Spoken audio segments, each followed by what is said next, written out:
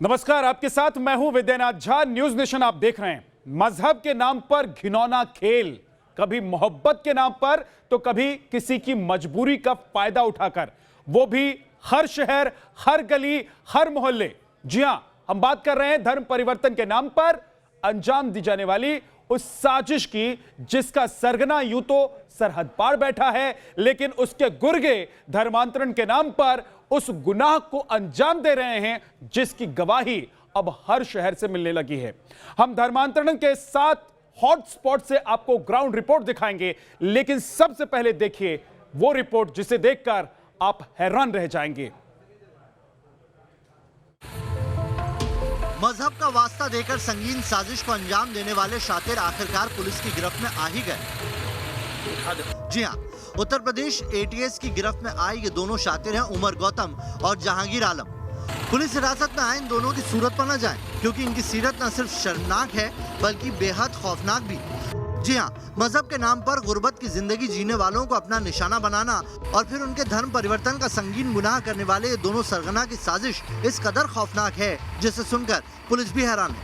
उमर ने यह बताया पूछताछ में कि उन्होंने अभी तक लगभग 1000 गैर मुस्लिम लोगों को मुस्लिम धर्म में परिवर्तित कराया है तथा बड़ी संख्या में उनकी मुस्लिमों से शादी कराई गई है। जो जोगाबाई एक्सटेंशन जामिया नगर में है, वहाँ से इस संस्था का संचालन किया जाता है, जिसका मुख्य उद्देश्य गैर मुस्लिमों का धर्म परिवर्तन कराना है। जी हाँ, ठीक सुना आपने, एक नहीं दो नहीं बल्कि अब तक इनके निशाने पर आ चुके हैं 1000 से भी ज्यादा लोग। गुनाहों की गिनती नहीं है, क्योंकि धर्म परिवर्तन इन दोनों शातिर का एक मिशन था, क्योंकि इनका ठिकाना सिर्फ एक शहर में नहीं था, या यूं कहें कि इनकी साजिश किसी एक शहर की सरहद तक महदूद नहीं थी, बल्कि हर शहर, हर गली, हर मोहल्ले में ये करते थे अपने इंसानी शिकार की तलाश। देश के अंदर से भी फंडिंग हो रही है, तो इनका क्या सोर्स है, इनको कौन पैसे दे रहा है और इसके पीछे इसकी क्या नीयत है, इन सभी चीज़ों की विवेचना अभी चाहिए। अब ये समझिए दोनों की गिरफ्तारी के तार कैसे जुड़े। दर हकीकत बीते दिनों विपुल विजयवर्गीय और कासिफ नाम के 2 शख्स की गिरफ्तारी हुई थी, जिनसे पूछताछ में पता चला कि एक बड़ा गैंग है जो लालच देकर लोगों का धर्म परिवर्तन कराता है। पूछताछ में उमर गौतम का नाम आया, जो दिल्ली के जामिया नगर का रहने वाला है। उमर गौतम से पूछताछ के साथ उसका साथी मुफ्ती काजी जहांगीर आलम की भी गिरफ्तारी हुई।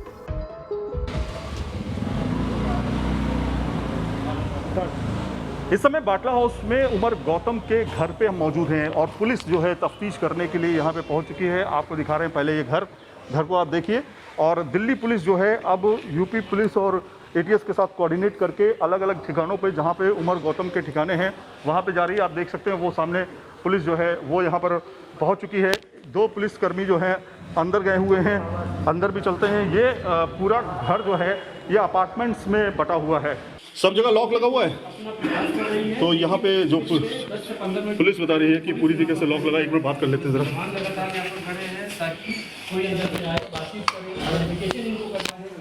वेरिफिकेशन करने के लिए पहुंचे हुए हैं। दरवाजा कोई नहीं खोल रहा है। ये आपने नॉक किया क्या? नॉक किया आपने? कोई खोला दरवाजा? कोई नहीं खोल रहा। दरवाजा भी कोई नहीं खोल रहा है, अंदर लॉक लगाए रखा है। तो ये घर है, आप देखिए नेम प्लेट देख लीजिए। ये सामने लिखा हुआ है Mohammad Umar Gautam, chairman IDC New Delhi. IDC जो है वो इस्लामिक सेंटर जो बनाया हुआ है द्वारा, इस्लामिक सेंटर जो है वो बनाया हुआ है, तो वो है। और पुलिस जो है वो यहाँ पहुँची हुई है। दिल्ली पुलिस के जवान यहाँ पहुँचे हुए हैं वेरिफिकेशन करने के लिए कि यही वो घर है कि नहीं है। यूपी में धर्मांतरण का रैकेट कहां फैला था, अब ये समझिए। इनके टारगेट पर नोएडा, कानपुर, मथुरा, वाराणसी के मूक बधिर, महिलाएं और बच्चे थे। दिल्ली के जामिया नगर में एक संस्था चलाते थे, जिसका मकसद गैर मुस्लिमों का धर्म परिवर्तन कराना है। इस काम में बैंक खातों और दूसरे जरिए से फंडिंग होती थी। अच्छा कार्य है और सबसे बड़ी बात है कि इतने बड़े स्केल पे ये चीज़ें हो रही थी और जो पहले प्रकाश में नहीं आई, और जो खासकर जो कमज़ोर वर्ग के लोग हैं, ऐसे लोग हैं जो कि स्पेशल चाइल्ड हैं, मूक बधिर हैं, महिलाएं हैं, गरीब लोग हैं, इनको धन का लालच देके, शादी का लालच देके और अन्य लालच देके भयभीत करके धर्मांतरण कराने का यह पूरा गैंग है, और जो कि एक संस्था चला के इन चीज़ों को करता है। इसके तहत ही 2 लोगों की गिरफ्तारी की गई है। अब इनका मोडस ऑपरेंडी यानी काम करने के तरीके को समझिए। नोएडा में डेफ सोसाइटी की ओर से मूक बधिरों का रेजिडेंशियल स्कूल है। यहाँ पर छात्रों को नौकरी शादी का लालच देकर धर्म परिवर्तन कराया जाता है। छात्र के परिवार वालों को इसकी जानकारी नहीं होती है। जाहिर है यूपी एटीएस ने एक ऐसे गैंग का पर्दाफाश किया है जो देश विरोधी और असामाजिक ताकतों से मिलकर विदेशों से फंड लेकर हिंदुस्तान के सामाजिक ताने बाने को छिन्न भिन्न करने की कोशिश में थे। आरोपियों से पूछताछ जारी है और आने वाले दिनों में इस मामले में और बड़े खुलासे हो सकते हैं। Team news nation. तो इस रिपोर्ट के जरिए आप समझ गए होंगे कि देश में धर्मांतरण का खेल कितना बड़ा है, पैसा कहां से आ रहा है और साजिश कैसे रची जा रही है। इसका खुलासा उत्तर प्रदेश पुलिस ने किया है और उत्तर प्रदेश पुलिस ने अपने इस खुलासे में 7 जगहों का नाम लिया है। हम सीधे उन्हीं 7 अलग अलग जगहों पर अपने सहयोगियों के पास आपको लेकर चलते हैं। दिल्ली के जामिया नगर से सैयद आमिर हुसैन हमारे साथ सीधे जुड़ गए हैं। नोएडा से सूरज अरोड़ा हमारे साथ हैं। गुरुग्राम से हमारे साथ पीड़िता की मां हैं जो इस वक्त अपनी पूरी कहानी हमें बताने के लिए बैठी हुई हैं। लखनऊ से हमारे सहयोगी अनिल यादव हैं। कानपुर से अमित सिंह है। वाराणसी से सुशांत मुखर्जी हैं।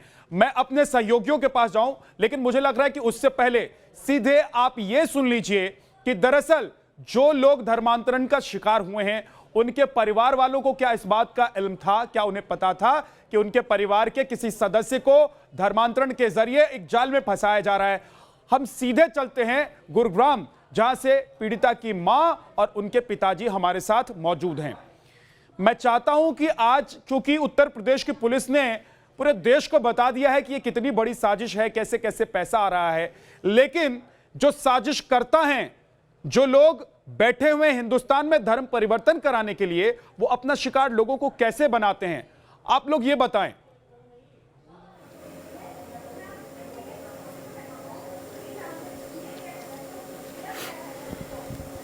जी माता जी। हेलो, हाँ जी माता जी, जरा बताइए कि किस तरीके से आपके परिवार के किस सदस्य को जो जालसाज थे उन्होंने साजिश रच के फंसाया, फिर धर्म परिवर्तन किया, उसके बाद क्या क्या हो रहा है?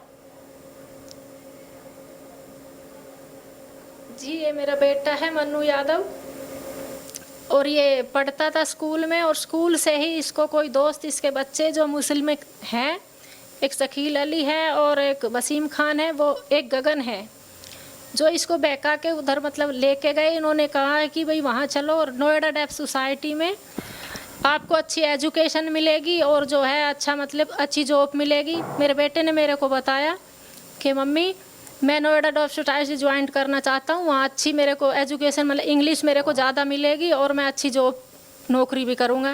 मैंने कहा बेटे मेरे को उनसे मिलाओ, मैं उन टीचरों से बात करूंगी और तब मैं आपको वहाँ भेजूंगी। बोले मैं आपको मम्मी वहाँ नहीं लेके जा सकता, वहाँ टीचर भी गूंगे बहरे ही हैं। मैं कहा मैं गूंगे बहरे हैं तो कोई बात नहीं, मैं उनसे पूछूंगी। बोले मैं आपको वहाँ नहीं लेके जा सकता। और मेरे बेटे को इस तरीके से मतलब नौकरी का भी उन्होंने लालच दिया है, पैसे का भी लालच दिया है मेरे बेटे को। और तब मेरे बेटे को इस तरीके से ये नहीं पता फिर उसको मतलब कैसे बहकाया, उस पढ़ाई के जरिए से उन्होंने लालच दिया, पैसे का लालच दिया। और मेरे बेटे को नहीं, वो तो लड़कियों को भी ले रहे हैं। और तब वहाँ से ये लालच देके तब मेरे बेटे को ये धर्मांतर उसका करवाया है। जी, जब आप लोगों को पता लगा कि धर्मांतरण हो चुका है तो कितना वक्त बीत गया था? जी हमें मतलब नहीं पता, हमें तो 17 फरवरी को पता लगा इस चीज़ का, जब मेरे बेटे ने वो एफिडेविट हमारे हाथ में दिया है सुबह जी। मतलब हमारे हाथ में रख दिया कि भाई मैंने ये धर्म बदल चुका हूँ। और तब उस दौरान हमें जैसे पता लगा हमने उसको घर में रोक दिया कि भाई आप बाहर मत जाओ। उन्होंने कहा कि मेरा दिमाग फटता है कि भाई हम उनको पकड़वाएंगे, कि आप उनको नहीं पकड़वाना, मतलब मेरे नहीं तो जो मेरे हिंदू दोस्त जो धर्म बदल चुके हैं नहीं तो उनको पकड़वाना, ना ही मुस्लिमों को पकड़वाना, क्योंकि मेरे बेटे को उन्होंने धमकी दी हुई है। मेरा बेटा कहता है कि उनको नहीं पकड़वाना, नहीं तो वो मेरे को नहीं छोड़ेंगे। मतलब आप अपने माता जी अब जरा माइक दे दीजिए पिताजी के हाथ में, हमें ये 17 मैं उनसे भी कुछ बातें जानना समझना चाहता हूँ। जी मैं आपसे ये समझना चाहता हूं कि ये जो लोग हैं जो धर्म परिवर्तन कराने का काम कर रहे हैं, ये ब्रेन वॉश करते हैं। सबसे पहला काम इनका यही होता है कि ब्रेन वॉश किया जाए। तो किस तरीके से ब्रेन वॉश करके अपने जाल में ये लोग फंसा रहे हैं, आपके बेटे ने आपको क्या बताया और कैसे ये उलझा देते हैं, कैसे बच्चों को या लोगों को इस तरीके से उलझा देते हैं कि उससे बाहर निकलना फिर मुश्किल हो जाता है, नामुमकिन सा हो जाता है? सर देखिए, ये तो मैं नहीं बता सकता कि ब्रेन वॉश कैसे करते, लेकिन इतना ज़रूर मालूम है कि ब्रेन वॉश करने के बाद में जब बच्चा घर में आता है तो शायद अपने माता पिता भाई बहन को पहचान नहीं पाता है, क्योंकि सब उसको दुश्मन नज़र आ जाते हैं। जैसे हमारे बेटों को हम नज़र आ गए, ना उसको माँ नज़र आ रही ना बाप नज़र आ रहा हमारे अंदर।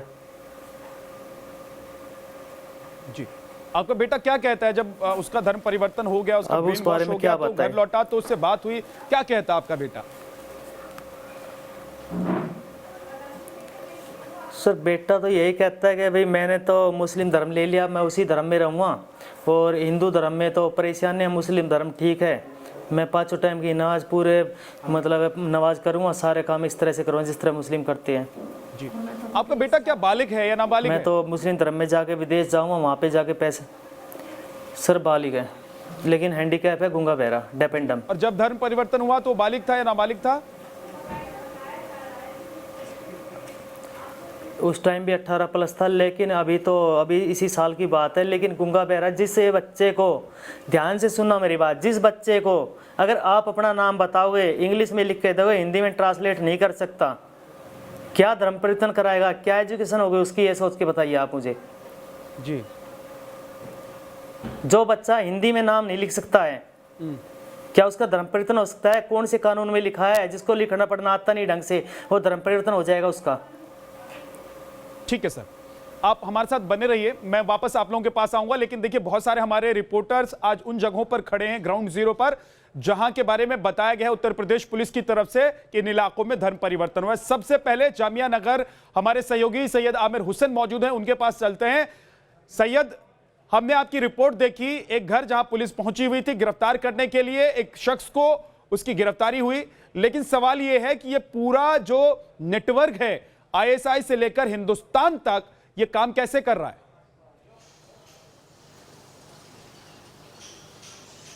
देखिए, अभी से नहीं चल रहा है, ये काफ़ी समय हो चुका है। जो मैं आपको आईडीसी ऑफिस के बारे में बता रहा था, इस्लामिक सेंटर के बारे में बता रहा था, जो कि उमर गौतम जो अपने यहाँ चला रहा है, वो करीब पिछले 10 से 15 साल हो चुके उस ऑफिस को चलते हुए। और ये जो शख्स है उमर गौतम, इसी के साथ जहांगीर काम करता था, हाजी जहांगीर जो है वो काम करता था। और इसके अलावा ये लोग जो रिलीजियस स्पीच थी तमाम जगहों पे जाके देते थे, और केवल उत्तर प्रदेश ही नहीं, इसके अलावा तमाम बिहार हो गया, इसके अलावा राजस्थान हो गया, तमाम अलग अलग इलाकों में।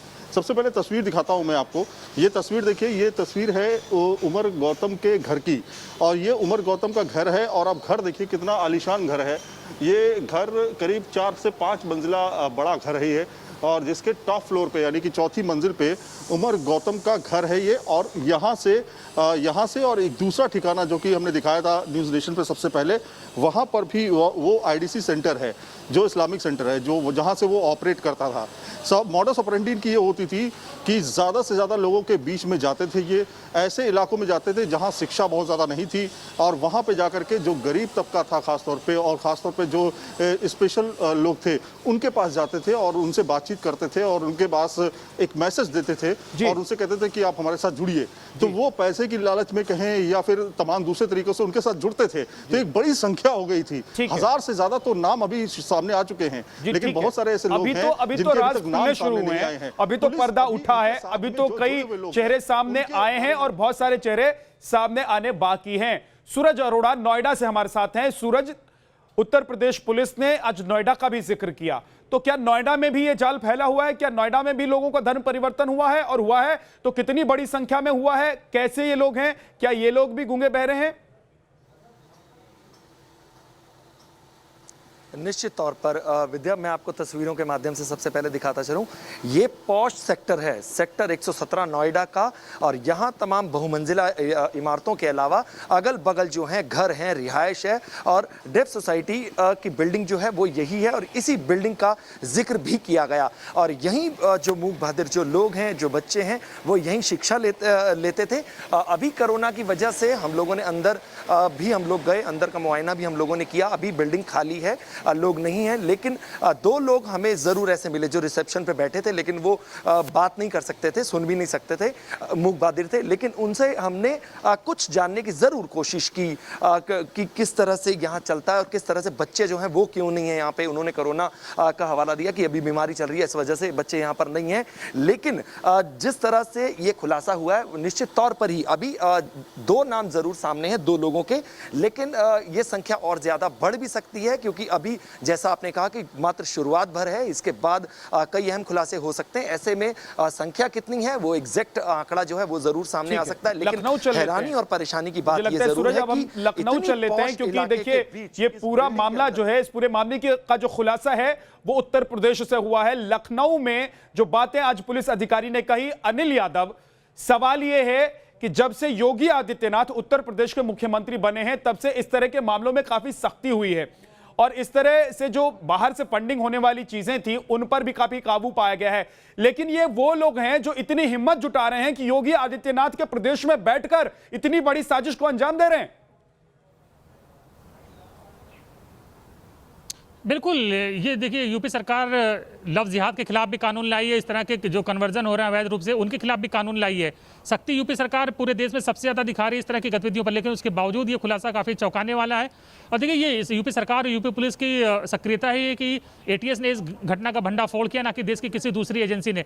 और आपने सूरज से जो सवाल पूछा, सूरज अरोड़ा से, उसका जवाब मैं यहाँ लखनऊ से दे देता हूँ। एटीएस के सूत्रों ने बताया है कि नोएडा में सिर्फ 117 बच्चों का कन्वर्जन किया गया है और उनको धन परिवर्तन करके मुस्लिम बनाया गया है। और दूसरा, आपने जो गुड़गांव के पेरेंट्स से पूछा था कि उनका बच्चा गुस्सा क्यों करता है उनके ऊपर, तो उसका भी जवाब यहाँ पर एडीजी लॉ एंड ऑर्डर ने दिया था। उन्होंने कहा था कि जिन बच्चों का या जिन लोगों का, जिन महिलाओं का धर्म परिवर्तन किया जाता है, उनका माइंड वॉश किया जाता है, ब्रेन वॉश किया जाता है, और उनके दिमाग में उनके मूल धर्म के खिलाफ इतना जहर भर दिया जाता है कि वो अपने मूल धर्म से नफरत करने लगते हैं। यही वजह है कि गुड़गांव में जो बच्चा लौट के आया वो अपने पेरेंट्स से बहुत ज़्यादा गुस्सा करता है, उनको पसंद नहीं करता है, और रोकने टोकने पर उनको जवाब भी दे रहा है।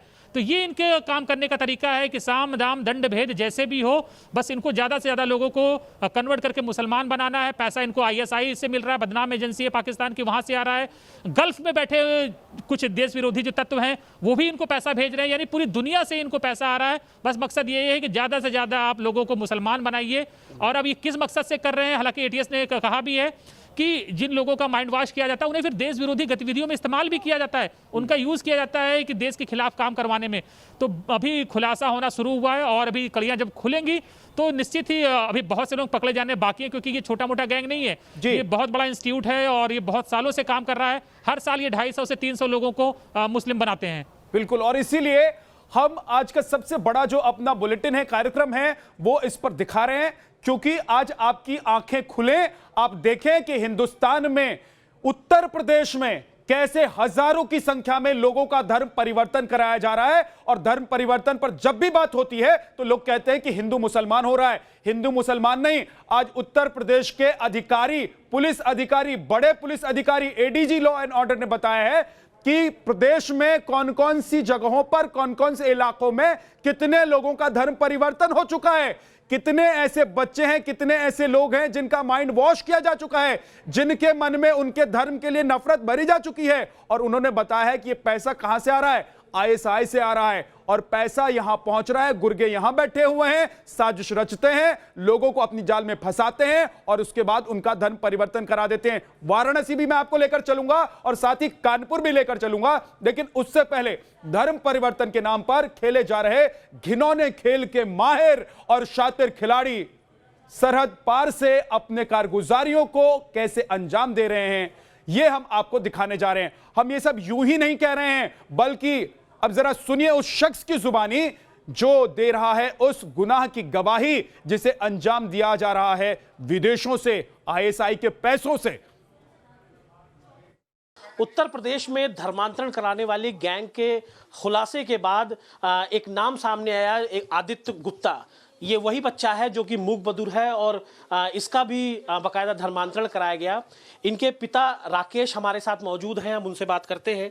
राकेश जी, सबसे पहले ये बताइए, आपको कब पता चला कि आपके बेटे का धर्मांतरण हो गया है और आपने एक मामला भी दर्ज कराया था उसकी गुमशुदगी को लेकर? गुमशुदगी के बाद हमें जब इसके हमने पेपर निकाले हैं, इसके बक्से में जानकारी पेपर निकाले, तब हमें जानकारी हुई कि धर्मांतरण करा लिया। कैसे ये गायब हो गया था, आप लोगों को कब मालूम चला और ये कहाँ था उस वक्त? 10 मार्च तक तो मेरे पास घर में ही था और 10 मार्च में ये सही 11:30 के बाद निकल गया था। फिर हम लोगों ने काफ़ी प्रयास किया ढूंढने का, हमको नहीं मिला। हमारा संविधान कहता है कि आप अपने धर्म का प्रचार कर सकते हैं, आप अपने मन मुताबिक किसी धर्म को धारण कर सकते हैं, लेकिन कहीं ये नहीं कहा गया है कि आप धर्म परिवर्तन करा सकते हैं। हम कानपुर चलते हैं, मेरे सहयोगी मौजूद हैं वहां पर, अमित सिंह। अमित, जिस पेरेंट्स से, जिस पिता से आप बात कर रहे थे, उनसे बात करके क्या समझ में आया आपको कि ये लोग किस तरीके से काम कर रहे हैं, कैसे संगठित धर्मांतरण के अपराध को ये लोग अंजाम दे रहे हैं?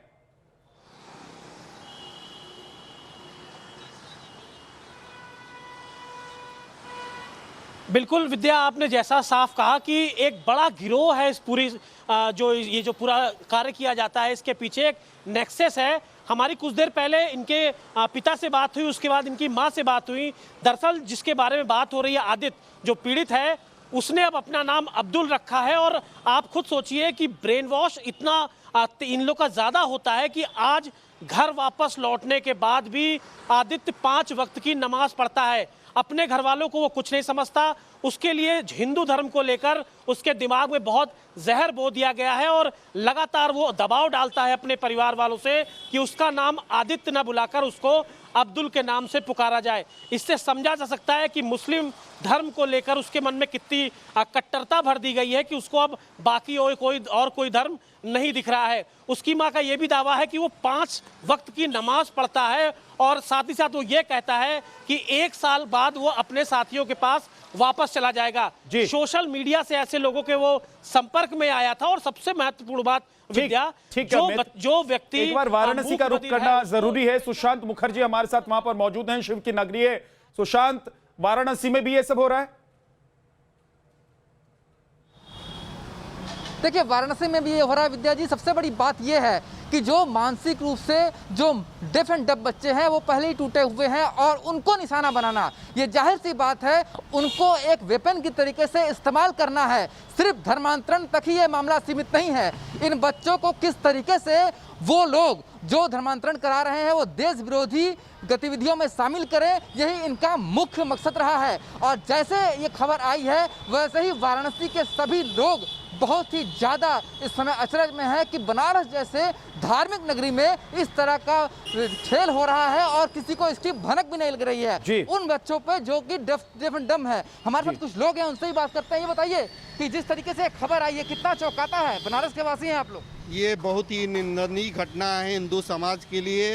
ये प्राचीन समय से हमेशा भारत में। ठीक है सुशांत, पिछले लोगों की प्रतिक्रिया है और लोग जो बात कर रहे हैं वो कह रहे हैं कि खतरा है, लेकिन जो बात है अगर उसे आप समझ पाए तो ये सिर्फ धर्मांतरण का मुद्दा नहीं है। धर्मांतरण को लेकर एक बड़ा मुद्दा तो है ही, लेकिन सिर्फ धर्मांतरण तक ये सीमित नहीं है। देश के लिए खतरा है, जैसा कि सुशांत बता रहे हैं कि देश के खिलाफ होने वाले काम में भी ऐसे लोगों का इस्तेमाल किया जाता है, क्योंकि इनका ब्रेन वॉश किया जा चुका है। ये अपने धर्म के खिलाफ हो चुके हैं, अपने परिवार के खिलाफ हो चुके होते हैं। ये न घर के होते हैं न घाट के होते हैं। ऐसे में ये जो साजिश करता है अपने हिसाब से अपनी उंगली पर ऐसे लोगों को नचाते हैं। बहुत बहुत शुक्रिया आप सभी सहयोगियों का हमारे साथ जुड़ने के लिए। एक छोटे से ब्रेक के लिए हम रुक रहे हैं।